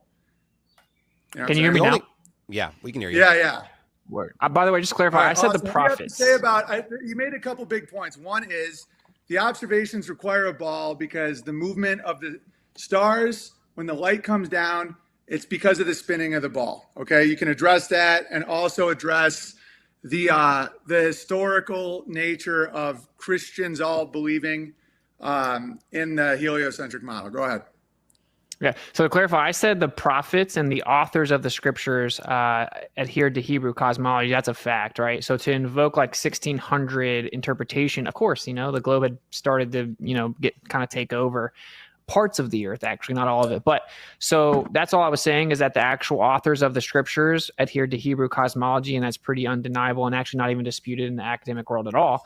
As for, I did kind of address what you followed up and said, and that what you're talking about is called sidereal rotation, and that's the stars rotating. And in your model, that the stars look like they're rotating around us, but it's just an illusion because we're rotating, making it look like they're moving. Okay, so they're just using sidereal rotation, and the ECF actually treats it like the stars are actually moving and that the Earth is fixed. That's why it's called Earth-centered, Earth fixed. If the Earth's in the center of the universe in any model, it can't be moving because everything's moving in relation to it. The Stillman for your model is we just do that because it's simpler, it's easier, it's what it looks like for us on the Earth anyway. So we use that coordinate system. So just to clarify that there is nothing exclusive to the Earth spinning, and again, nothing exclusive to it being a ball. You can transform that over to a plane. It's just called a transform, and No, you it would be can't. ellipses over a plane. And it's You cannot transform a sphere into a 2D map. It does not transform. Yes. it's a projection, so pretty simple stuff. So does the stars move in the sky? Great. What'd you say? Do we observe Do stars, the stars moving move in the sky? Yeah, we see the stars move in the sky. Yeah, and you think that we don't? So then your explanation of the Earth-centered Earth fix would make no sense because the Earth-centered Earth fix is saying that it's in the exact same position all the time, which makes sense if the Earth is actually rotating. So we see the movement, but they're saying it's fixed on a specific point of the sphere. So there's a specific point of the sphere that starlight is hitting all the time, but even though the Earth is rotating, so we see movement, but it's hitting the sun, it's hitting the Earth at the exact same point. That's why you have an Earth center, Earth fix model. You don't even understand what the model is explaining. So it's you're super projecting, clear. man. I'm not projecting. I'm just saying that's the point. Sorry, I just don't even know what you're. I mean, this is. I want to be nice here, but in your own model, I feel like this is all spinning, going great. I'm loving the lack of ad hominem. It's creeping up a little bit. What do you say we do 5-minute closing statements? We talk about if we learned anything. Do you guys want me to take questions from the chat, your Rumble chat, or we can take some questions? Okay, so in the Rumble chat, I will check out the questions in between, cortisol chasing, and let's do 3 minutes. Let's do 3 minute. You guys each do a 3-minute closing statement. If any aspect of the other person's argument changed your opinion, because I think that's always good. We're always learning here in the world. And I also just personally want to say, I think everyone did great. Much love to your mother. I was just trying to make a point. I have nothing against your mom, obviously. All right. So since who went first? Austin went first? Yeah. Let's kick things off with Pastor Shelley doing 3 minutes closing argument if he learned anything or his points, to reiterate his points. Go ahead. Just being honest, I do not feel like I learned anything new. I feel like the arguments for both sides are pretty well established, so I don't think that either side's probably ignorant of any of the points we were going to make. But I do believe there's thousands of proofs for a spherical Earth or a heliocentric model, or when we talk about the tilt of the Earth. And one of those is the fact that half the Earth is always lit up, which is not shown on a flat Earth model. The North Pole and the South Pole both have seasons with total daylight, which is observed by many different witnesses. There's plenty of videos of the sun never setting in the South Pole, which would for sure disprove the flat Earth view. There's an abundance of just witnesses in general of the spherical Earth when we talk about all the astronauts and the space programs and all the individuals involved with our specific viewpoint. There are literal videos and live streams from the ISS 24/7, where you can literally just watch the spherical Earth 24/7, live streams all the time. I guess they'd have to be faking all of that, which is thousands of hours of footage. The Earth's shadow on the moon is super clear. You can see this from different vantage points in different areas, and we can see the shape of the spherical Earth through the shadow on the moon from those eclipses. The predictions of the solar and lunar models also are compatible with the heliocentric model. The experiments from Eratosthenes can still be done today and could still get the exact same calculations of the circumference of the Earth. And if he did believe that the Earth was spherical and moving, that would just be proof that people already believed that at that time as well. You can sail across the sea. NASA has plenty of photos. You can go online right now and find non-fisheye lenses views of the spherical Earth. I could show you the images in the stream today. There's videos from other space programs, whether it be Dude Perfect, Red Bull, even SpaceX has plenty of other images and pictures of the spherical Earth. The seasons don't make sense on a flat Earth model. They only make sense on the tilted orbital model. When we talk about the path of the sun, we see it going up and down, which is the Bible describes. It doesn't get further away and come closer. Additionally, the Bible was literally sent to the moon. So the King James Bible is actually sent to the moon. And in Apollo 8 mission, they actually read Genesis 1 as soon as they went up into space, which I find really fascinating. Leap years are also another evidence of the fact of the heliocentric model. Construction of large bridges, the tops are actually further away than the bottoms. Stars are upside down. There's races around Antarctica. The Bible is compatible with these views. And I believe it's really just someone denying a lot of clear evidences when they have a flat Earth view. I think that there's plenty of evidences out there. And I wish that people would appeal to true science and what the Bible says.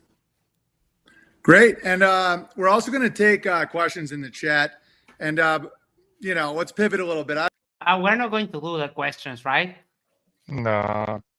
I just want to point, he's absolutely right about the Earth-centered, Earth-fixed coordinate system. It has nothing to do about the Earth itself. It's about a coordinate system that is referenced to the center of the mass of the Earth. So it's an absolute reference frame to the center of the mass of the Earth. The Earth is still wobbling a little bit and is still rotating, and this XYZ coordinate system is fixed around the center of the mass of the Earth. Period. So the Shelley was right. Whitsitt, once again, has no clue what he's talking about. He says words, he knows not what he's talking about. People text me saying they're loving this and we should go a little longer. So before we do Austin's closing and we take a couple more questions, there's one in the chat from DreadMatt. How do we see the same constellation 6 months from now if on a globe you'd be facing 180 degrees than you are now? I don't fully understand the question, but hopefully you guys do. You want me to go to the next one? Do you guys get that one? I think Austin's got to give his closing, right? We give him opportunity to give closing statement. So let's do that. So Austin will give you 3 minutes to do a nice closing. Dude. Yeah. And then we'll do a little more back and forth, some questions. I'm getting really good feedback. I'm not going to lie. I mean, your chat, people don't love me. Some people are saying that I am a real piece of shit. Yes. But in general, I think this is going really well. All right, Austin, go ahead. 3 minutes. Go. So I'm actually going to run through some of the stuff you just said because respectfully, what always happens is someone can go Google ways we know the Earth is not flat, and then they'll just kind of repeat these arguments. But what happens is if you look further into each one of them, similar to the JQ. The same way that you repeat the same nonsense over and over and over each debate, and you haven't had anything new for over a year and a half. You'll find out that, well, when you get more evidence, you understand more things. So the ISS is not 24/7. It cuts off all the time. We've caught them faking tons of things. You brought up other space agencies. I actually just... This has also been debunked by us. We a couple of live streams on on this whole debunking NASA's videos idea. The short summary is just video artifacts, which you get in live sports, you get in Formula One, you get in when you're watching American football, when you're watching the soccer leagues of the world. It's crazy. This is absolute nonsense. It has nothing to do with green screens. It has, Witsit just doesn't know how to use green screens. He doesn't know green screens. He doesn't know video. He doesn't know like transmission of anything. Like it's just lying and lying and lying. And I'm not picking on Witsit. He showed us his knowledge is green screens and showed that he doesn't know how green screens work. It's not picking on him or insulting him. He demonstrated to the world he doesn't understand how green screens work. And I'm going to link him on that one. 45-2.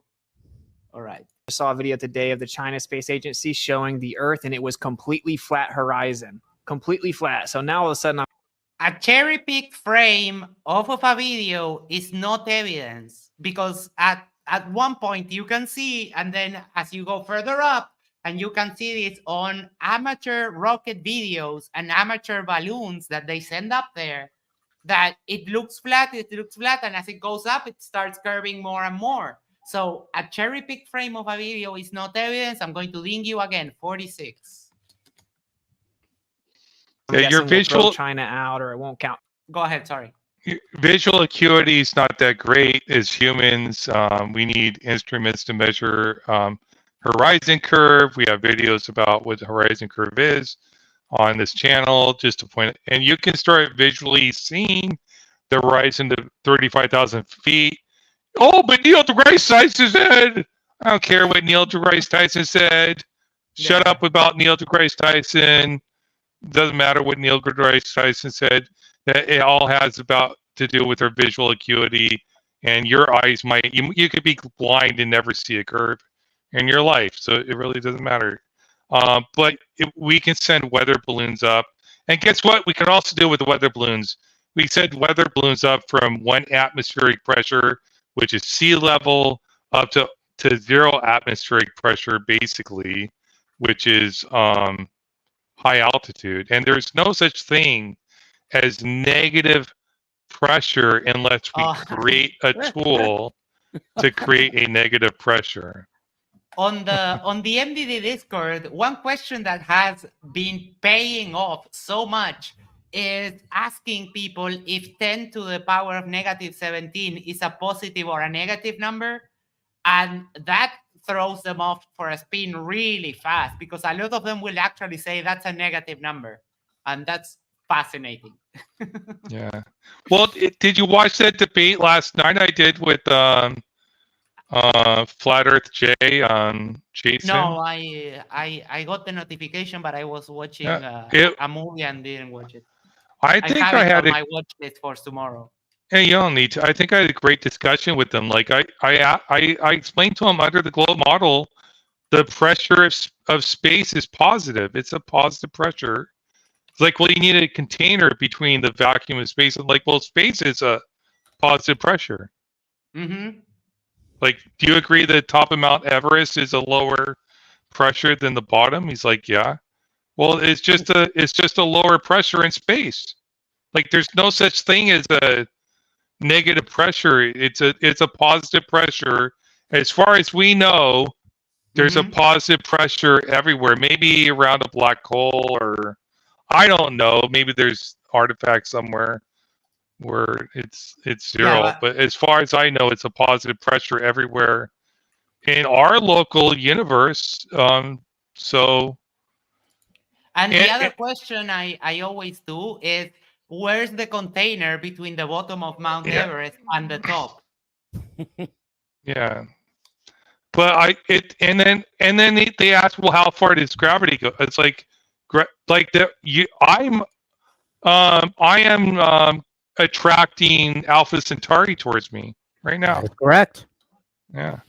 Gravity is infinite. Yeah. Just like the cooling force. Just like cooling force. Yeah. And it's like the concepts are we reduce the concepts to be easier for people to understand. And I think we do a disservice to people when I think we need to find better ways to describe the concepts to people rather than just like say it like stops at the atmosphere or something. Like, obviously the gravity of Earth never stops. It extends at the speed of light, right? Since the formation, like, and even like gravity, people always reduce gravity to center of mass to center of mass, but that's not true either. It's all parts of mass attract all other parts of mass. It's the math becomes very, very complex, and it's just okay. It does, but you don't need to know how to do the math to understand that concept is true. Yeah. And even if you did the math from from Newtonian math, it's rather simple. You know, yeah, I looked at it the other day because I'm trying to debate this Robert Bennett guy. So I want to understand at least the Newtonian math because he rejects relativity. So if I at least understand the Newtonian math, that's all I need, right? See, here's the problem. You know, a lot of them say they reject relativity. So let's debate about it. But then they don't understand what relativity is. So how could we debate? Like, how do you reject something which you don't understand? Like, Sovereign wanted to debate relativity with me. I was like, okay, do you understand, Einstein's theory of special and general relativity? And of course he doesn't. So I go, well, you're not qualified to debate it. So, well, this guy has a PhD in physics, so maybe he should debate you instead of me, because that would be better. Yeah.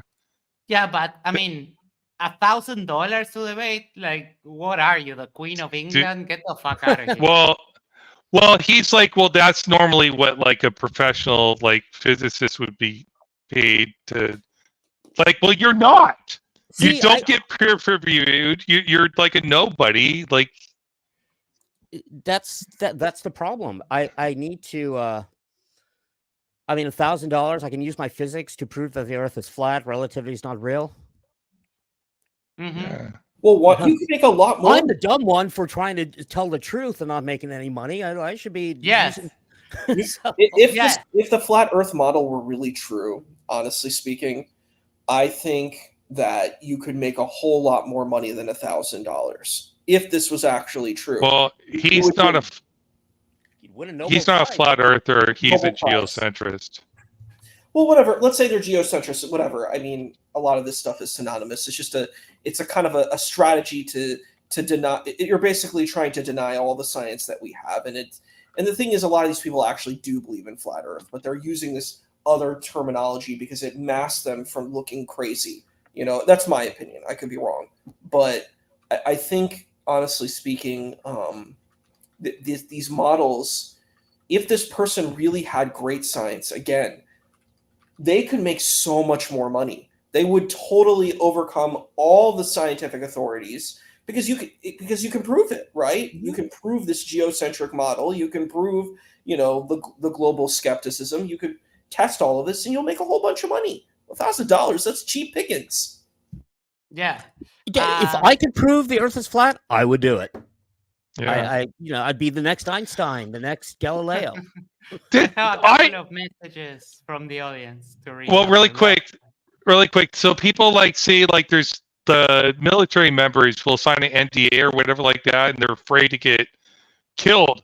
I'm like, are you kidding? These fighter pilots that go to war and put their life on the line are afraid to disclose that the Earth is flat? No way. Don't buy it. No how. Huh? What about commercial pilots or private pilots? I mean, there are private pilots who fly private jets across the ocean. I know. Yeah. Are they required to sign an NDA? And then they'll say, look what happened to Snowden. I'm like, Snowden stepped up and did what he thought was right and wasn't afraid of the consequence, and he wasn't a combat veteran. You're saying combat pilots are afraid to stand up and say what they know is true? Yeah, was Snowden just a private contractor? He was a civilian, right? No, he was a military. No. He was a military military service member. Yeah, I don't know much about that story. I mean, Snowden, in my opinion, is a traitor, but Yeah, but he did what he thought was. Now, whether what he did was right or not is a different question. But the fact he thought it was right. Yeah, that's what I'm saying. That so if there were if that's what I'm saying. Like that's all that matters, right? People are going to stand up to do what they think is right. No one's going to sit there and take the shape of the earth through the deathbed. If there is some grand, vast government conspiracy, these military veterans, myself included, if I knew the earth was flat, I would be one of the first people shouting to the world that the earth, and I know it's not flat. Like, it's just bizarre. All right. So Shifty says, luckily NASA makes a ton of money. They make pennies compared to, for example, the military. So cool story, bro. Or even private space contractors now. They make. Well, you can't do a comparative analysis between the two. But I just want to correct both of you. NASA doesn't make any money because it's not a for-profit organization. So NASA does not make any money. Yes. Then he says FE doesn't deny all science. No, they cherry pick and deny what they like, what they don't like, and accept which is actually worse than denying all of it. Cherry picking to me is worse. So, and then Martinez Piliutis, there is no pressure in space since there is no matter that creates it. There is matter in space. It's just far apart. So that's why there's positive pressure in space, not zero and not negative. All right, let's finish this. Felix Baumgartner showed the curve of the Earth he wasn't anywhere close to space. He was only like 180,000 feet up. You wouldn't see the curvature of the Earth in your model from there anyway. Admittedly, it was literally a GoPro sponsorship.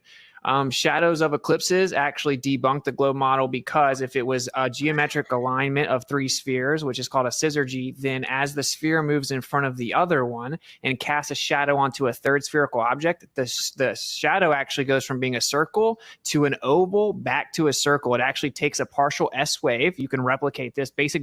Again, cherry-picked frames out of a video are not evidence. Geometry because the shadow isn't Sorry? He qualified it. He said you could repeat it. You can't. So therefore, it must be true because he says so. Anybody, so all you need, take a flashlight and take a ball and cast a shadow onto another ball. It doesn't create friggin' S waves. S waves are like S waves. He's saying S waves. S waves are like acoustical waves. It's like mechanical waves. So, but he believes light is mechanical. So he's just, I don't know what he's talking about. Just remember gibberish. when Dawn was talking about the sinusoidal waves? And she showed two half circles. Yeah, that's. I tried to correct her. She tried to say the zodiac signs were sinusoidal, and she drew two half hemispheres and put them upside down, and she said this was a sine wave. I'm like, just to clarify, that's not a sine wave. So like the sine wave is like a trigonometric is a function. That's not a sine wave. And and she's like, yeah, it is. And then she showed a sine wave. It's like, yeah, that's a sine wave. Those are the same thing. Like, no. I said just to clarify, they're not the same thing.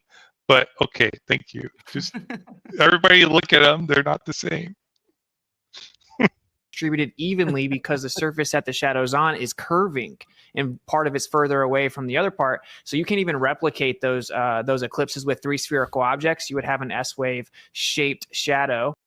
With what did you say? Did you just say you can replicate the eclipses with three spherical objects, like in reality? Did you just concede that the Earth is not flat? Mm-hmm. Or am I crazy? No, that's what I heard. Good luck. Thank you. Welcome to the globe Earth. So the eclipses like actually debunk it, as do selenilian eclipses where the sun and moon are both above. What's that? Sorry? I said that's when it's like when Sovereign talks about hemispheres. Oh, yes. Like what? Oh, but they don't say now they've gotten to say they say Atmos instead of say, because they can't say sphere because they're afraid of balls. Okay, they've learned a new word. So I think his problem is he's denying how massive the sun is, and that that while it's true that the light, the photons leaving the sun are traveling in all directions, as they traverse the distance to the Earth, they're relatively traveling in straight lines. And so when they hit the moon, they're casting a shadow. And we do get a penumbra and an umbra from the shadow on Earth, and we saw that on Earth. So and I got a nice, pretty photo of the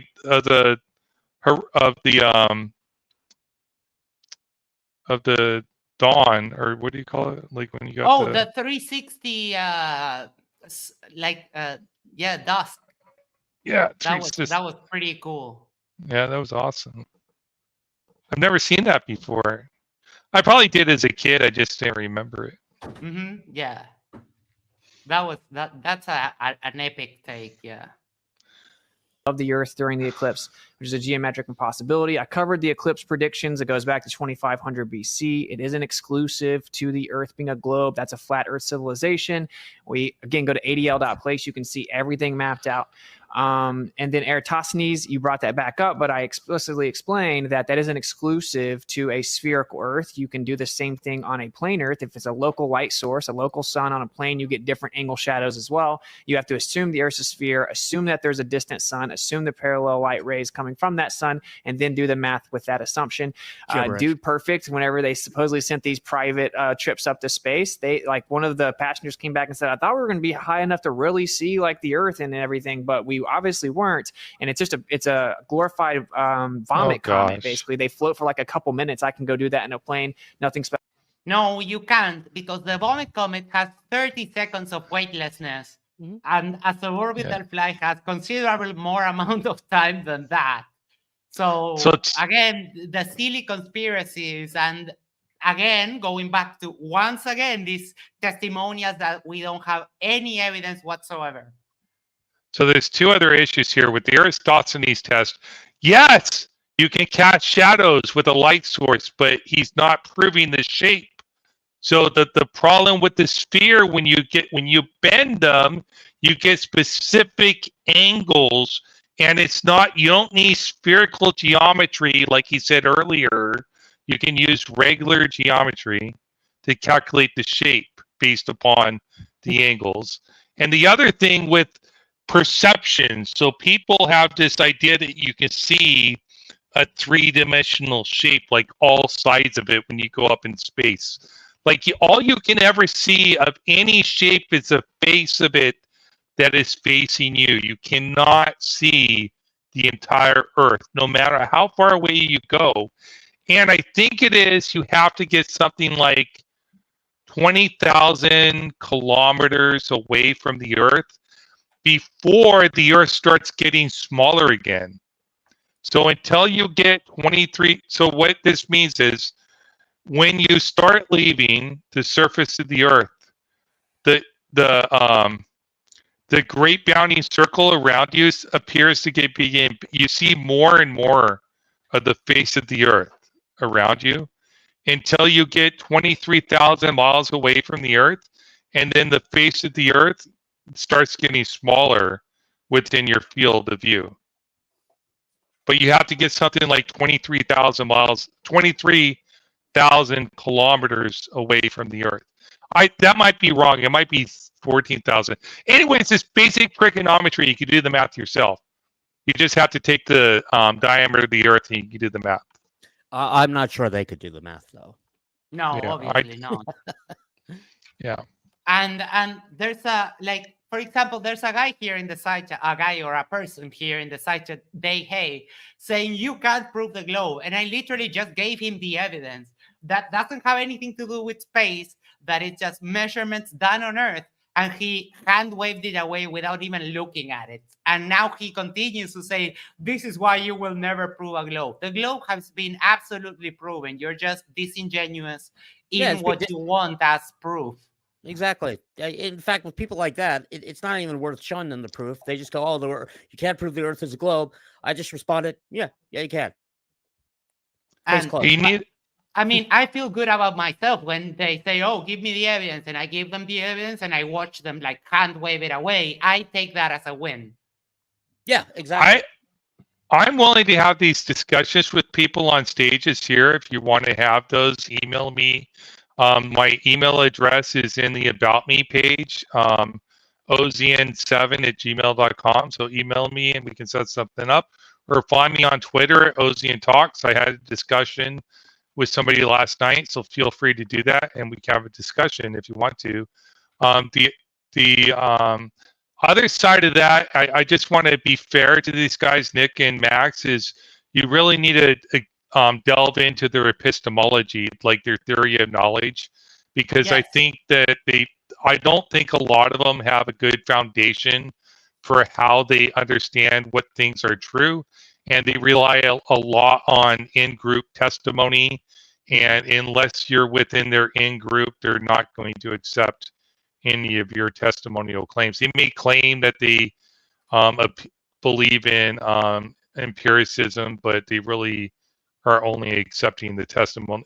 We all accept testimonial claims, right? Because we can't learn everything by doing our own testing. We can't learn everything based on our own empirical claims. We have to rely on testimony. But anyways. Yeah, I was just pointing out that I've done this several times where I give them what I think is one of the best evidence for the Earth being a globe, which is actually measurements done on Earth of the reciprocal zenith angles. And every single time it gets just hand waved away because it actually proves them wrong. And no one even cares to either they say, oh, well, this is lasers or optical and that doesn't somehow work, or they just say, oh, no, this is not evidence. And it gets spherical excess. Yeah, spherical excess is a little bit different than the reciprocal zenith angles. But yeah, it's along the same lines. Yes. All right, let's finish this up and we'll wrap it up because we've been going through these 6 hours already. Yeah. Special about that. And actually the Bible says the sun goes in and out is actually what it says.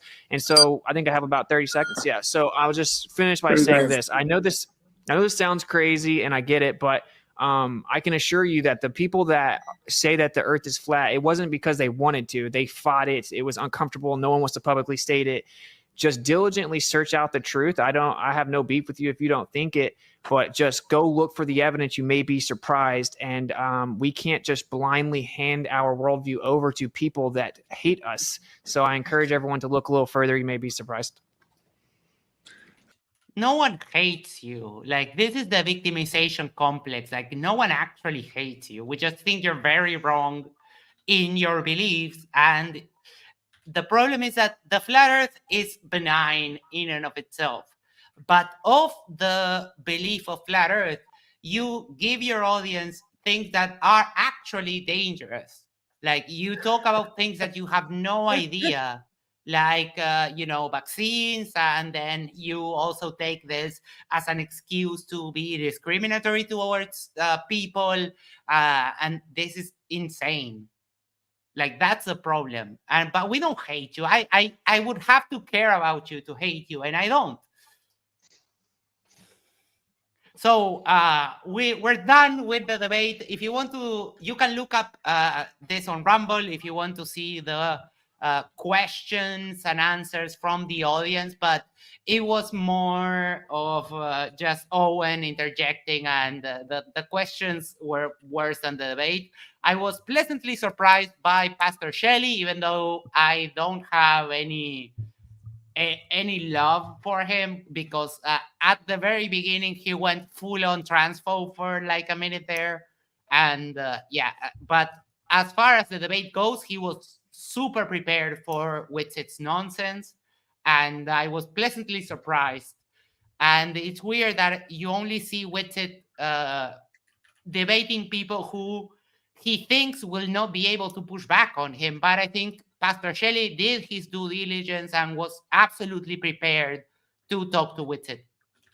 So let's go around, and I'll start with Nick, give our final thoughts, and we'll be on our way for tonight. Thank you, everyone, for being here. Go ahead, Nick. Just thank you for letting me on. I've been watching your show for a while, and I figured I'd stop by and say hi. Good to meet you. I'm sorry, Captain. Not you, Ozian. Yeah. Ozian. Yeah, and you're an engineer, you said, right? Yeah. Outstanding. My wife's an engineer. It's fun to be here. Hopefully I'll see you next time.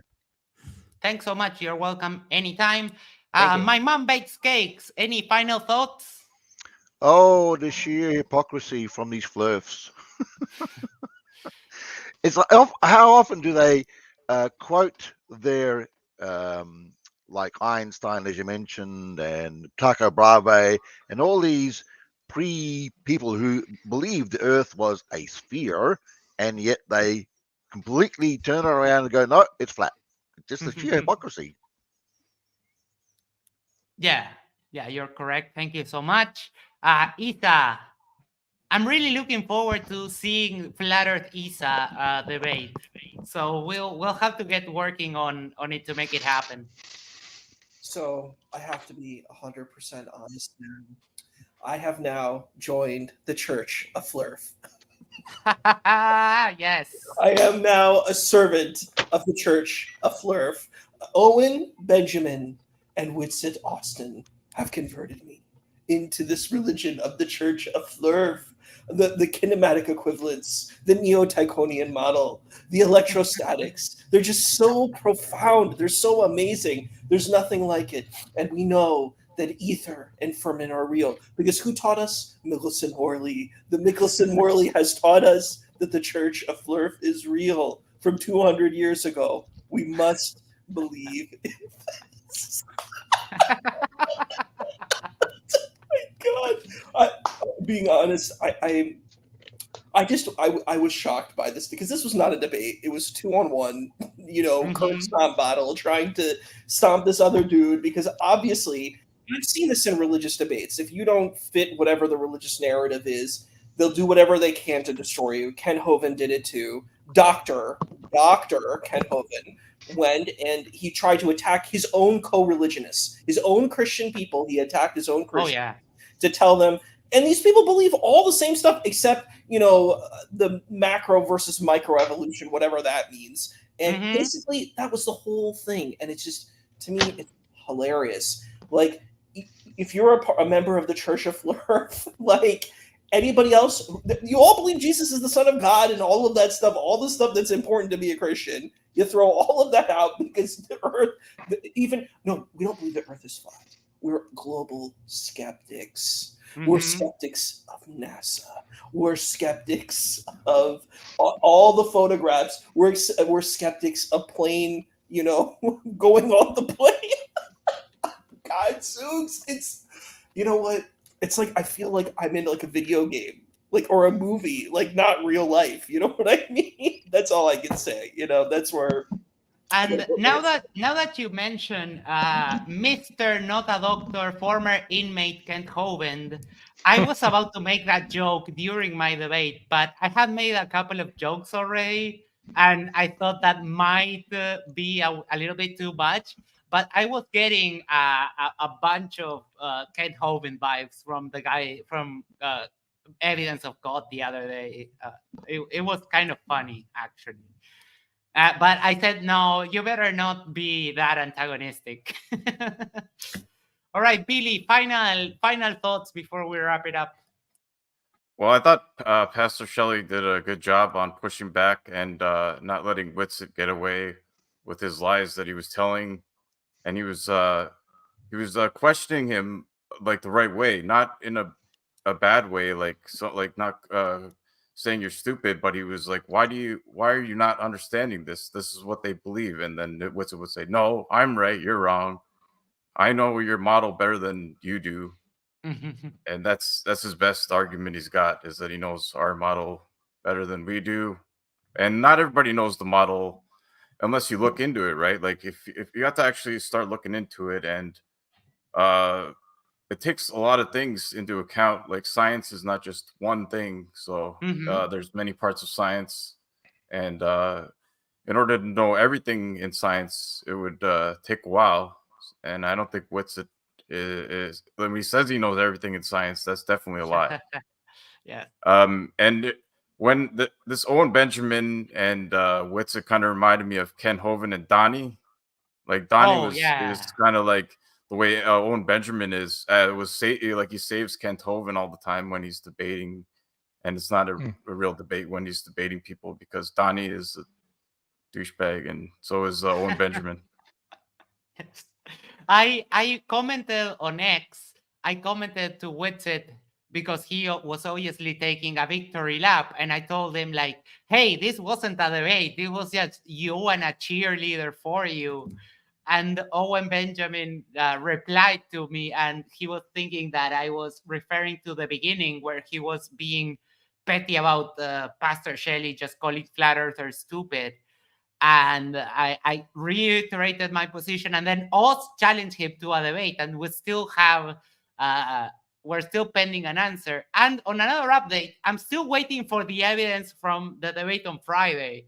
I still haven't received absolutely anything from Evidence of God, so guess we'll still have to continue waiting. Max, you're so right. He was a cheerleader. He was totally a cheerleader. Yeah. That is the perfect word for what he was. So I just wanted to put that in. I think it's a great term. Yes, that's what he was doing. It's so heavily biased, and it was absolute nonsense having that guy over there. Oz, any final thoughts?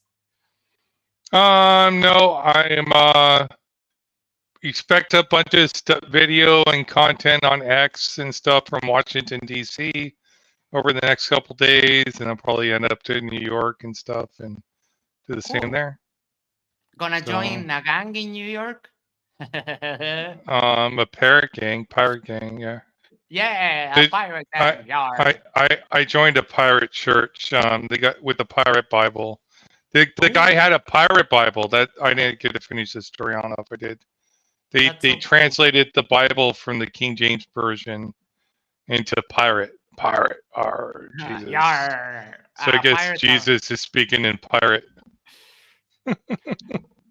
Ashton Richards said, "You made Evidence of God look seriously foolish. Thank you so much. I didn't know what was going to happen on that debate. I just had some previous experience debating that particular topic, so I knew a bunch of the talking points. But he really went down on the sauce. So like he just did the default arguments. So it was fun. I had a lot of fun, and I laughed through most of the debate. So the final tally was 46 lies for Whitsitt and 2 for Pastor Shelley, which is pretty good. And the poll today came out, I think 76% for the globe and the rest for flat earth. Hold on, I found it here. Sorry, 70% for the globe and 29% for flat earth of 158 votes. So let's go the globe. Yeah. Yay. Did we get 158 likes on this channel? I don't think so. We get 158 votes, but not 158 likes. Okay. Yeah, that's and cool, people were coming in and out, but if you're here now, make sure to do the social thing is click the like, share, subscribe, send it to your significant other, send it to your friends, yell subscribe to Matters Now in the corner of your street, and that way we can help us grow the channel. Thank you everyone for being here. We have a bunch more content coming up, and we'll see you on the next one. Good night and enjoy the rest of the weekend that is about to end. Bye-bye. Oh, no. Go, what? I said no rapture either. We're still here. Didn't happen, so we're sending a kiss to Christ brings a sword. You failed. Please come. We want to talk to you. No, he's banned. All right, we'll see you around. Take care.